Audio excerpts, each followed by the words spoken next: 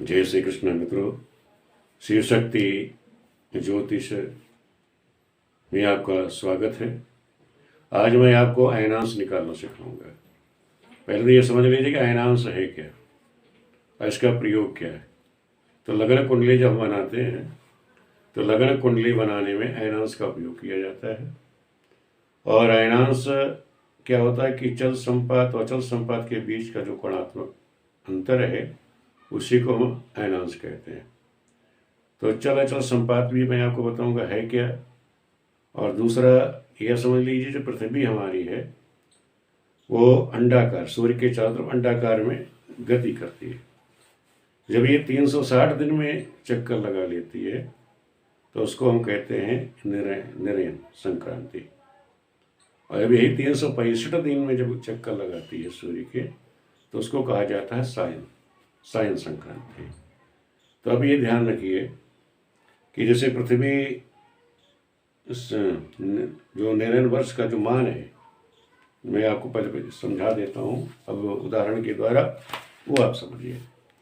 क्या समझना है कि ये समझ लो ये सूर्य का है, पृथ्वी जो हमारी ये सूर्य पथ है, ये आप समझ लीजिए सूर्य पथ है। क्योंकि हम गणना जो हमारी करी जाती है हम ये मानते हैं कि पृथ्वी हमारी स्थिर है और सूर्य चक्कर लगा रहा है, लेकिन हकीकत तो ये होती है कि सूर्य स्थिर है, पृथ्वी उसकी अंडाकार चक्कर लगाती है।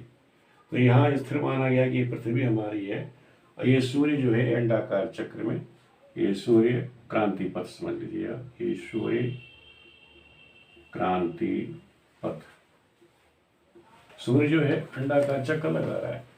जब भूमध्य रेखा से निकलता है तो उस समय अयनांश हमारा 0 रहता है। लेकिन हमेशा पृथ्वी झुकी हुई है, सूर्य चंद्र का जो गुरुत्वाकर्षण है उसके कारण जो पृथ्वी थोड़ा हमारी झुकी हुई है, वो झुकाव की वजह से ये अंतर आता रहता है, हर जगह ये अंतर आता है। तो आप ये समझ लीजिए कि जैसे सूर्य है, सूर्य ने या पृथ्वी समझ लो, पृथ्वी भ्रमण कर रही है, मेष वंश से प्रारंभ किया घूमना ये, तो यहाँ तक घूमने में इसको लगते हैं 360 दिन। अब यह है कि सायन सूर्य क्या कहता है कि भाई कि जब ये यहाँ से घूमना शुरू हुआ तो हर वर्ष को क्या है, पृथ्वी ये गुरुत्वाकर्षण के कारण ये 50 बिकला जो है प्रति वर्ष जो है पहले आ रहा है, यानी एमोन से इस स्थान से वो इस स्थान पर आ जाता है। तो इसी को क्या कहते हैं, इसको बोलते हैं अयनांश। ये जो अंतर आता है हर साल, यानी सूर्य से माना यहाँ से घूम के दोबारा उसी राशि पे गया तो उसको बोलते हैं अचल संपात, यानी निरंतर सूर्य, ये निरंतर सूर्य का मान हो जाएगा। और लेकिन यही सूर्य जो 50 बिगला जो प्रतिवर्ष जो घटता है, दक्षिण को घटता जाता है, M2 तक ये मेष 2 तक जब जाता है, ये जो अंतर आया अयनांश का, इसे सायन सूर्य कहते हैं। तो यही चीज समझनी कि अयनांश है क्या। तो प्रतिवर्ष जो ये अंतर आता है सायन सूर्य और निर्यान के बीच में, ये आप समझ लीजिए अयनांश जो है सायन सूर्य अयनांश के बीच का जो अंतर है वो आपका जो कोणात्मक अंतर है चल संपात। तो अभी आप ये समझ लीजिए कि निर्यन जैसे मानो संक्रांति हमें निकाल ली, तो संक्रांति में ये समझ लोग है क्या, जैसे मकर संक्रांति निर्यन में हम लोग जानते हैं कि हम लोग संक्रांति यहाँ भारत में जो मनाते हैं वो 14 जनवरी को मनाते हैं। तो भारत में निर्यन के अनुसार जो हमारे भारत में जो उपयोग किया जाता है सिद्धांत, उसको हम क्या कहते हैं भारत में, निर्यन सिद्धांत।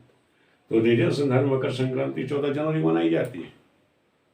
लेकिन हकीकत यह है कि जो पाश्चात्य देशों में जो स्टैंडर्ड है वो क्या है कि इससे वो 21 और 22 दिसंबर को ही ये संक्रांति मकर की आ जाती है।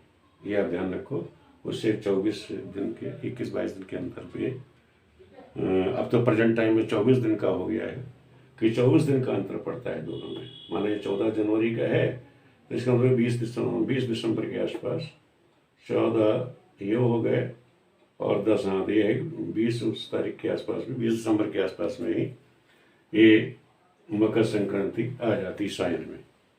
तो ये आप लोग समझ लीजिए। अब हम आपको निकालना सिखाते हैं कि मकर से ये गणना कैसे की जाती है, आयन अंश निकाला कैसे जाता है, इसकी विधियाँ बताता हूँ। अब आप ये समझ लीजिए कि गणना हम कैसे करें। तो गणना देख लीजिए, तो महासागरिक में जो सूत्र समझाया गया है अयनांश निकालने का, कि जो साके सम्मत है, जैसे वर्तमान साके 1942 है, तो साके सम्मत में से आप क्या करेंगे, 445 घटा दीजिए। घटाने के बाद जो शेष आए उस शेष को आप क्या करेंगे, 60 से भाग कर दीजिए। 60 से देंगे, जैसे 1942 था, 445 मैंने घटा दिया तो 1497 ये शेष आया। अब ये जो शेष आया 1497, इसको आप 60 से भाग कर देंगे। 1497 को हमने 60 से भाग किया तो जो लब्धि आएगी वो तो अयनांश होगा, और जो शेष बचेगा वो कला होगी। तो इसमें जो हमने 60 से इसको भाग किया तो ये 24 जो लब्धि आई ये तो अयनांश बना, और 57 जो शेष है कला बनी, ये तो 57 जो है ये शेष कला बन गई। अब इसको आगे क्या करते हैं, ये तो निकल गया इसके संक्रांति के अनुसार, कि जब भी इसकी संक्रांति होती है तो सायन होता है, निरेन के अनुसार मान निकलता है। और लेकिन ये तो निरेन के अनुसार निकल गया आपका मान कि 14 अंश 57 कला। और इसके बाद जैसे चैत्र शुक्ल पक्ष, ये हम ध्यान रखिएगा कि चैत्र शुक्ल पक्ष से आगे अगर किसी महीने की आपको निकालनी है, गणना करनी है, तो चैत्र शुक्ल पक्ष को कितने दिन आगे गया, कितने महीने आगे गया, उस महीने को आप 5 से गुणा कर दीजिए। तो जितनी लब्धि बनेगी, विकला बनेगी, वो उसको आप जोड़ दीजिए। इस तरह से आपका अंश कला ये बन जाएगा। ये महासागरी जो विधि है हमारी पुरातन, ये उसके अनुसार है। लेकिन वर्तमान में क्या है, वर्तमान जानते हो आप, गणनाएँ सूक्ष्म हो गई हैं। तो ये मान लो कि जैसे हमारा भी सम्मत सन शुरू हो गया है 2021, अब हमें 21 मार्च का निकालना है अयनांश क्या होगा। अभी जो 21 मार्च आने वाला है उस समय हमारे देश का अयनांश क्या होगा, तो वो हम आपको निकालना बता रहे हैं। मान लीजिए 21 मार्च 2000 का हमें अयनांश निकालना है, तो वर्तमान ईस्वी सन 2021 को सन जो है ये ध्यान रखिए 1956, 21 मार्च 1956 को जो हमारा अयनांश माना गया है वो 23 अंश 15 कला और 0 विकला, ये उसका मान है। तो उसी पर ही गणना की जाती है। आज तक जो गणनाएं की जा रही हैं वो इसी पे की जा रही है। तो 2021 को आप 1956 उसमें घटा देंगे तो वर्ष आ जाएगा। ये समझ लीजिए कि वर्ष आ जाएगा। तो जैसे वर्ष निकल आया 65, तो 65 वर्ष का हमें मान निकालना है। और 65 वर्ष का मान निकालने के लिए आप विधि क्या प्रयोग करेंगे, ये आपको मैं बता देता हूँ। जो पुस्तकें हैं उसमें अयनांश वृद्धि निकाली गई, उसे आप देख लें कि जैसे अयनांश वृद्धि यहाँ लिखी हुई है, तो वर्ष वाइज है 1, 2, 3, 4, 5, 6, 7, 8, 9, 10, 20, 30, 40, 50, ये वर्षों में अयनांश वृद्धि दी हुई, कितने कला बढ़ती है।